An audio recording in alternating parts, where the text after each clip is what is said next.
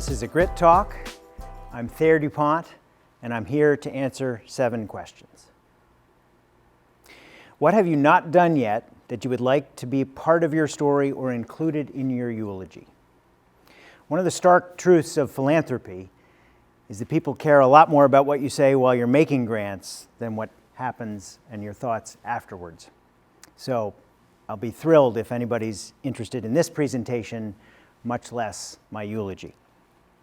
The 2 things that I would still love to see and enjoy and be part of, one is watching my 2 daughters grow up, what kind of women they become and what lives they lead, and enjoying that. Also, the opportunity to get closer to entrepreneurs. In my role in philanthropy, I'm close to social entrepreneurs episodically, but I'd love to get more engaged both with social and for-profit entrepreneurs. Their energy, their enthusiasm, their passion is remarkable, infectious, and exciting, and it would be great to be a closer part of that. How has failure or apparent failure set you up for later success? Do you have a favorite failure? This was hard to choose. But my favorite failure is a toy company that my brother Ben and a friend Scott Malfitano, all 3 of us started in the late 1980s. We built building blocks with an unexpected center of gravity, so basically a weight in one end. We started making them in our garage, classic entrepreneurial story. We then had the Amish making them for us out of wood.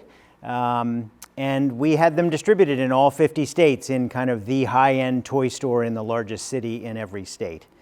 But that wasn't going to make a business. That was not enough cash flow for us to make a living off of, much less build equity. So we decided we had to make them in plastic. Making them in plastic really meant there were 2 organizations, 2 retailers you had to succeed with. There was no Amazon in those days. You had to succeed with Toys R Us or Walmart. So we made them in plastic and unfortunately couldn't crack the code to get them sold in Toys R Us or Walmart. And the business failed. It was more expensive than my business school education and also more valuable. I am confident that I would not have gotten probably into Stanford Business School without that experience, and also confident that I would not have gotten the opportunity at Wawa that I got if I had not had that experience. So that failure was a wonderful experience, I can say that now, in market power, in the importance of cash flow, in resiliency, in the blocking and tackling of running a small organization. Very valuable in all those ways, and also created open doors for me that I didn't even know were opening at that time. In the last 5 years, what new belief, behavior, or habit has most improved your life? I'm going to steal a concept from investing that I find really compelling here. What's called asymmetry of returns. You can only lose what you invested. Obviously, that's 100% loss. That's not insignificant. But well invested, thoughtfully invested, carefully nurtured, you can earn multiples, many multiples of your original investment.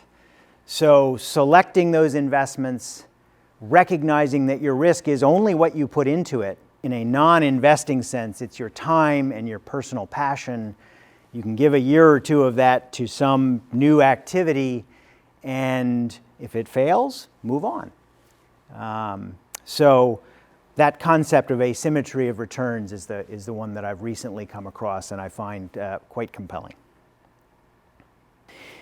What activities make you lose track of time? Well, my father taught me to love sailing, and there is nothing like getting into a laser, which is a 15-foot sailboat, single-handed, so one person. The boat weighs less than the sailor, so you can tip it over very easily. And there you can get into races with hundreds of other boats. Sailing is like playing chess on a moving chessboard, perhaps in 3 dimensions. And so very intellectually and competitively engaging. Single-handed in a boat that small, particularly at my age, is very physically challenging too. So it's completely absorbing.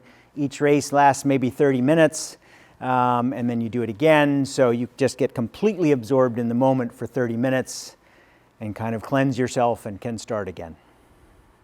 What book do you most often give or recommend, and how has that book influenced you? Jim Collins was a professor of mine in business school. He wrote Built to Last, Good to Great. Good to Great is the book that I most often recommend. And I'll just identify two concepts in it that stick with me. One is the Stockdale Paradox. Admiral Stockdale was a prisoner of war in Vietnam and watched his fellow prisoners of war dying daily. And so he had unfortunate certainty that he was probably going to die there. Simultaneously, he maintained hope that he would go home.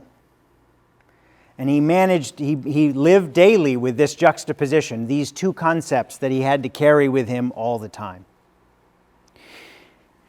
That thought is an important part of running a successful enterprise, whether it be a social enterprise or a business, entrepreneurial effort. There are brutal facts around you that say you're not going to succeed, and at the same time, there's always hope, and there is a path that you can find your way through to success, and to live another day, fight at another level, and succeed. And the other concept from that book is just simply humble leadership. It's never about you. It's never about the person. Successful organizations are built around people who build the organization, the mission, the outcome, not build themselves. What have you purchased or been given in the last year valued under $200 that has most positively impacted your life? Kind of reject the proposition here. Purchases generally don't change my life. Gifts can, but purchases are not that. But more significant to me is the opportunity, the continuing opportunities to walk in the park with my wife, or play tennis with a daughter, or just hear one of my daughters passionately describe her day over the dinner table. Far more valuable to me than a purchase.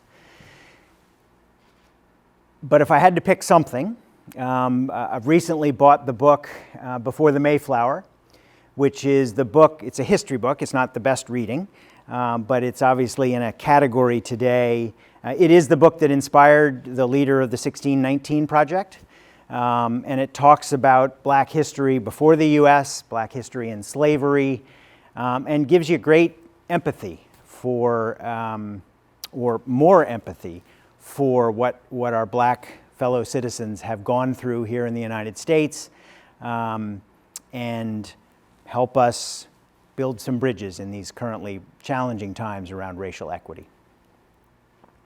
If you could broadcast a message to everyone in the world, knowing it would be received and remembered, what would it be?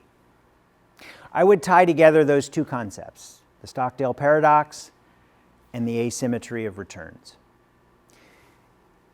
No matter what you're trying to do, social enterprise, solve a social problem, governmental problem, for-profit financial returns, there are going to be moments, and probably a lot of them, where you're up against barriers that you don't think you can overcome. You feel like you're in a box you can't get out of. You need to maintain that hope and the certainty that there is a way out of that box. There is a way around this barrier to find the next level, to live, to fight another day, to solve that problem at a greater scale. And the time and energy that you're risking is relatively small. Perhaps it even includes a philanthropist's dollars. The risk is relatively small compared to the multiples of return, of impact, of financial return that you could create through this effort. Keeping all those concepts in your mind, using them as a mantra to move forward, would be the message I would deliver. Thank you.